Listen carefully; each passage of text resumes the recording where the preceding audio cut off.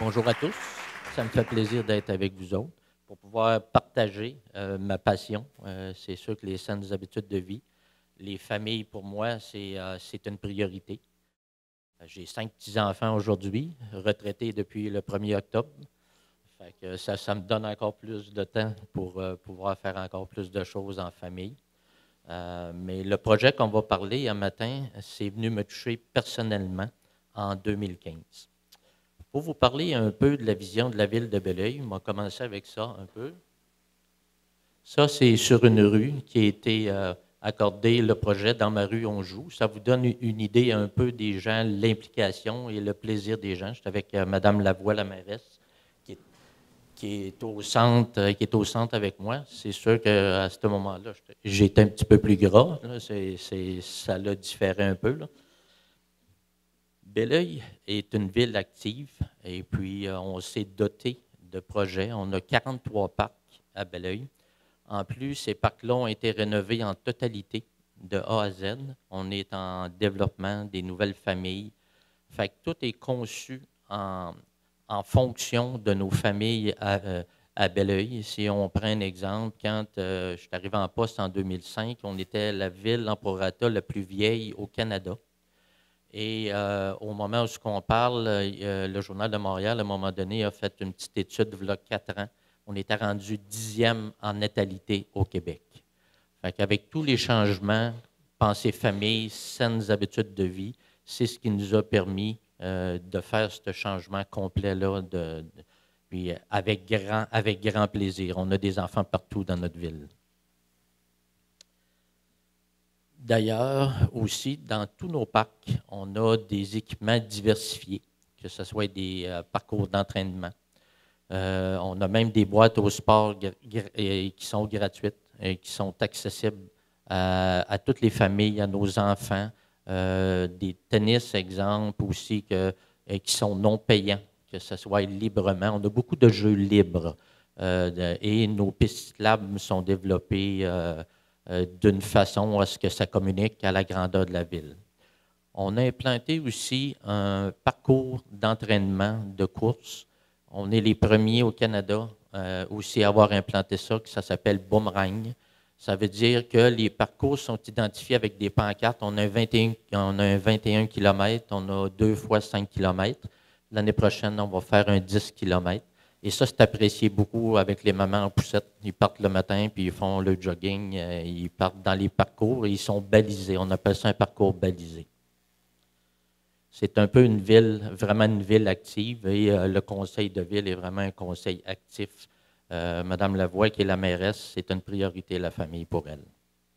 En 2014, c'est moi qui est l'instigateur du projet comme tel, c'est un papa qui m'a appelé pour me dire « Pierre, il y a de quoi qui ne fonctionne pas. Mon enfant a eu un avertissement par une police d'avoir joué dans la rue. » J'ai dit que c'est ça. J'ai joué toute ma jeunesse dans la rue. J'ai joué au hockey, on a joué au ballon, on a fait toutes sortes de choses. J'ai dit non, la police m'a averti pour vrai. Fait qu'à partir de là, j'étais un peu sidéré de ça. Fait que j'ai creusé un petit peu plus loin et je me suis aperçu que la loi municipale ne le permettait pas. Même si j'étais un vieux conseiller, je ne le savais même pas.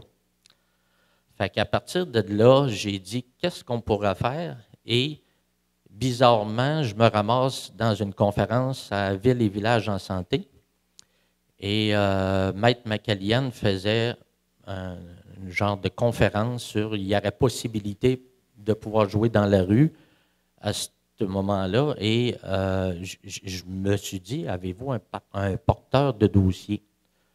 Il dit non, il dit ça serait un rêve d'avoir quelqu'un qui porte le dossier. Mais j'ai dit, vous venez d'en trouver un matin. Fait que ça a commencé comme ça. Et j'ai eu l'appui, je vais vous dire tantôt, tous les gens qui m'ont appuyé dans le projet comme tel. Le règlement à la ville, qui était le règlement 16, qui disait il est défendu et prohibé de jouer ou de pratiquer sans autorisation de la ville une activité sportive sur une place publique ou autre celle qui a pourvu d'installation d'équipements sportifs ou récréatifs aménagés à cette fin. C'est sûr qu'on n'avait pas le droit de jouer dans la rue, c'était juste les parcs. comme j'expliquais à du monde, souvent, on aime beaucoup les parcs, mais l'hiver, quand il y a 3 pieds de neige, jouer au ballon ou jouer au hockey, c'est impossible. Qu'est-ce qui bloquait aussi à l'époque?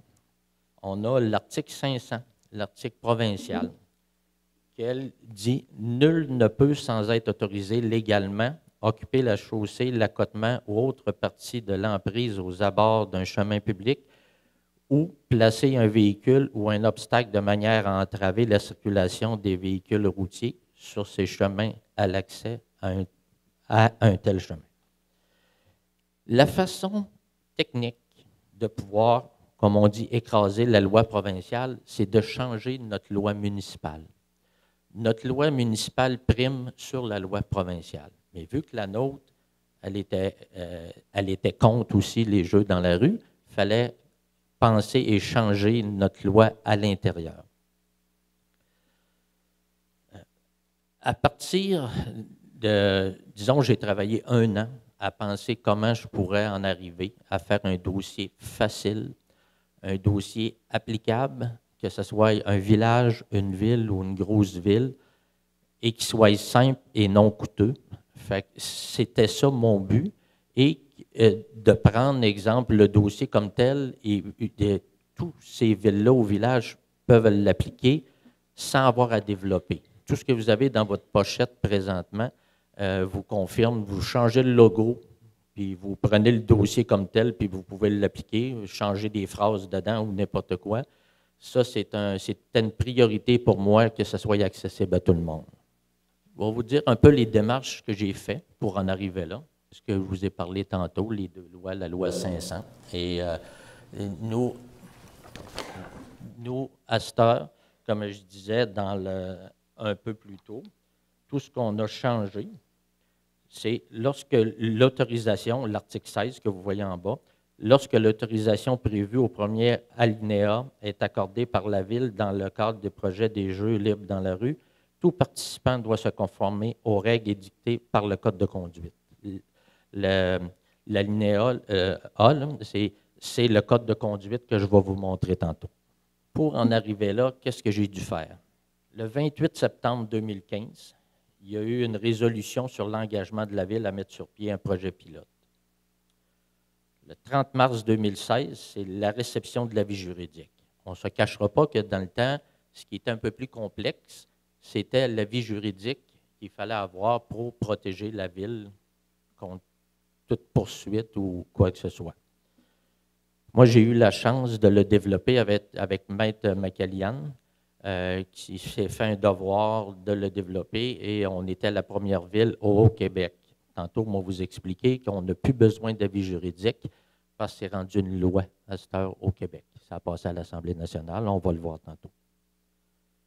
Le 25 avril, il y a eu le lancement médiatique et grand public du projet pilote. Le 30 novembre 2016, c'est l'adoption du projet de loi, c'était un projet de loi qui était présenté à l'Assemblée nationale, qui était le projet de loi 696. Ce qui est important à comprendre dans tout ce développement-là, il faut que nos élus soient impliqués personnellement. Quand on parle de la famille, quand on parle du bien-être aussi de nos familles, ça passe exclusivement par notre conseil de ville et ses fonctionnaires. Ça veut dire que le conseiller et la mairesse doivent vendre ce projet-là aussi à l'interne, parce que ceux qui vont le faire fonctionner, c'est nos fonctionnaires aussi. Moi, j'ai impliqué les travaux publics, j'ai impliqué les communications, les loisirs, on a un comité, et il y a un comité qui est très important, le comité au niveau de circulation, que lui a un rôle majeur à jouer. Je faisais partie du comité de circulation et j'ai quitté justement pour que je n'aie pas d'impact, que les décisions se prennent vraiment. Je fais confiance aux gens qui sont autour de moi. Voici le projet de loi qui a été déposé à l'Assemblée nationale en 2016.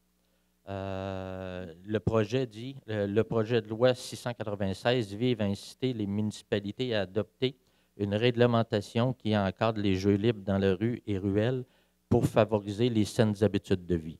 Ça, c'était le projet de loi qui était présenté par M. Simon Jolin Barrette, qui m'a donné un gros coup de main là-dedans. C'est ça qui est la beauté de la chose. C'est rendu une loi. C'est un amendement qu'il y a eu à la loi 122, qui est la loi des cités et villes. Ça veut dire que tout ce qui a rapport aux villes est dans la loi 122. La loi 122 permet maintenant aux villes d'adapter leur réglementation afin d'implanter les jeux libres dans la rue et ruelles selon les critères établis. Ça veut dire que les villes n'ont plus besoin d'avis juridique. Ça, c'est une priorité, c'est majeur parce que pour une petite ville, c'est ce qui pouvait un peu être difficile parce qu'un avis juridique, on le sait, ça demande quelques avocats, ça demande des gens qui travaillent là-dessus. En étant une loi, on n'a plus besoin d'avis juridique. Ça a été voté à l'unanimité à l'Assemblée nationale. Ça a été présenté par Simon Jolin Barrette à l'époque. Il m'avait demandé de le présenter, mais j'étais sur mon lit d'hôpital, je ne pouvais pas y aller. Pour vous donner un exemple, quand je vous dis que je n'ai pas eu peur d'impliquer du monde, à l'époque, il y a eu l'Association de la santé publique du Québec qui m'ont donné un gros coup de main. La Coalition québécoise sur la problématique du poids, eux, là, ils ont vraiment travaillé de concert avec moi, ils m'ont challengé tout le long. Ça a été vraiment apprécié. Il y a eu Maître Macalian, comme je vous ai dit. Il y a le Carrefour Action municipale et famille, aussi qui a travaillé fortement là-dedans avec moi. Et il y a le député borduas, M. Jolin Barrette. Ce qui est important à comprendre aujourd'hui, autant au bureau du député, qui est rendu ministre aujourd'hui, autant au Carrefour Action municipale, puis la Coalition Poids, ils sont appropriés du dossier. Ils l'ont travaillé un peu aussi à leur façon à eux. Et même les citoyens peuvent communiquer avec le député et ils peuvent avoir l'information. Autant le Carrefour municipal a toute l'information. Il donne même une formation dans ma rue on joue, ceux qui veulent l'information comme telle. On a gagné aussi pas mal de prix avec ça. Je ne pensais pas ça. Moi, je faisais ça pour nos enfants, je faisais ça pour nos familles. On a eu la possibilité. J'ai été reçu, j'ai peut-être fait 45-50 entrevues médiatiques. Mario Dumont, j'ai passé à peu près à tout. Je ne m'attendais pas à ça pantoute. Je faisais ça justement pour les saines habitudes de vie.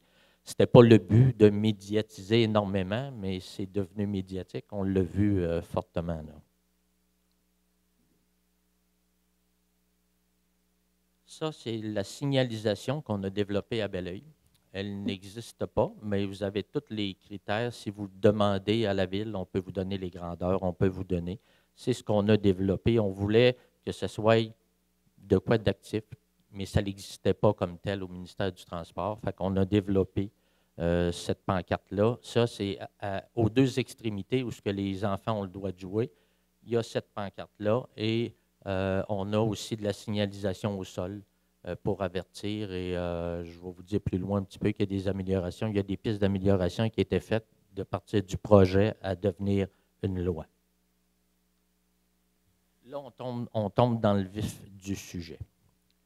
Le choix, ce qui est important, là, ce n'est pas les conseillers municipaux ou un représentant de la ville ou un cadre de la ville qui décide quelle ville doit être accordée. Il faut que ce soit une demande citoyenne avant tout.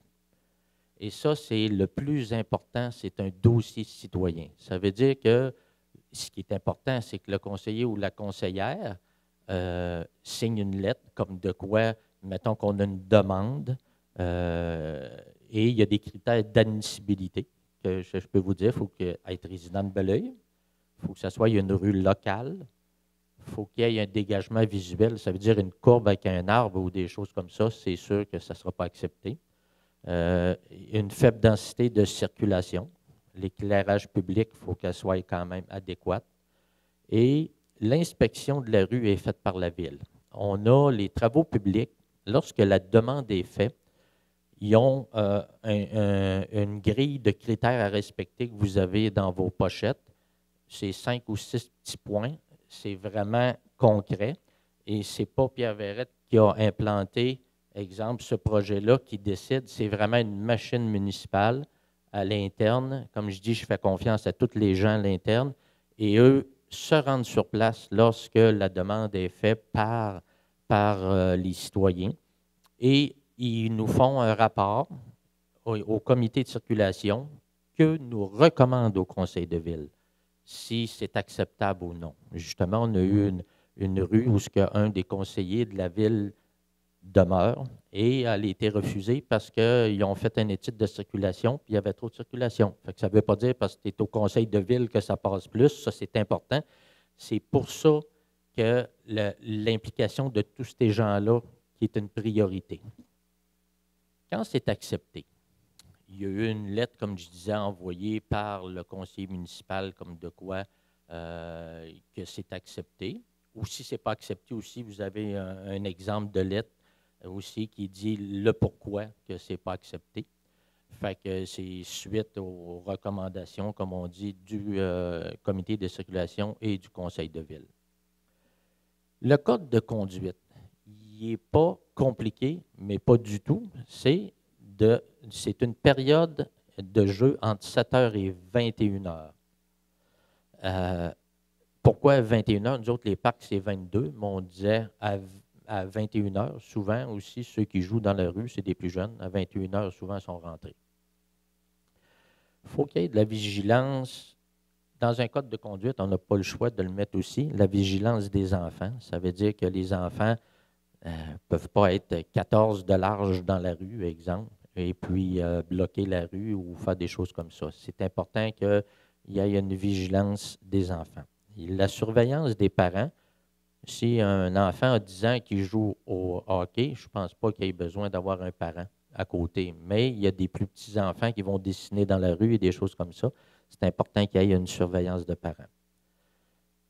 Là, c'est ce qui devient des fois un petit peu plus complexe, c'est la courtoisie du partage de la rue. Parce qu'il y a des gens qui sont des fois un peu mécontents, qu'il y ait des enfants qui entravent la rue ou quoi que ce soit. Fait que c'est important que les gens qui jouent dans la rue aient une courtoisie pour s'assurer aussi avec les automobilistes de pouvoir les laisser librement aussi, pouvoir passer dans la rue sécuritairement. C'est sûr qu'il n'y a pas de jeu dans des zones des courbes, des intersections, quartiers industriels, tout ce qui est collectrice ou des choses comme ça, ce n'est pas accepté. Comme on dit, la rue que je vous parlais du conseiller municipal, c'est même résidentiel, mais les gens, pour sauter d'un quartier à l'autre, c'est la rue qui est la plus achalandée, mais il est dans un petit quartier résidentiel, mais elle n'a pas été acceptée. Ça veut dire que c'est vraiment, on n'accepte pas n'importe quoi. Il faut que ce soit des critères établis sévères. Et l'important, c'est qu'il faut qu'il y ait un bon voisinage. Ça veut dire que c'est important que les rues qui sont acceptées, que les gens soient en accord pour pouvoir avoir les jeux dans la rue. Mais on n'aura jamais la totalité, c'est dans n'importe quel dossier. Il y a des gens qui sont moins contents, il y a des gens que la plupart sont contents, puis comme je disais, on a tellement de jeunes familles que c'est de quoi qui est apprécié énormément. Dans notre trousse, lorsque arrive le temps où c'est accepté, il y a une petite trousse qui est faite. Comme vous avez là, j'ai mis plus de documents dedans, là, mais il y a une lettre de remerciement, il y a un petit certificat de reconnaissance, il y a un code de conduite à respecter qui est bien important, puis on a une petite surprise, on donne des tatous à tous les enfants. Le petit tatou, c'est pour les enfants, puis c'est apprécié. Les écoles en demandent même souvent.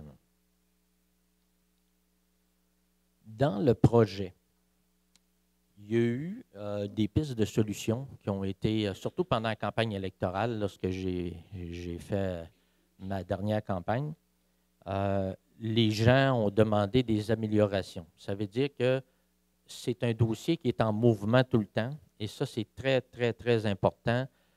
Ce n'est pas un dossier fermé. Ça veut dire que s'il y a des améliorations à faire, c'est important de pouvoir les inclure à l'intérieur.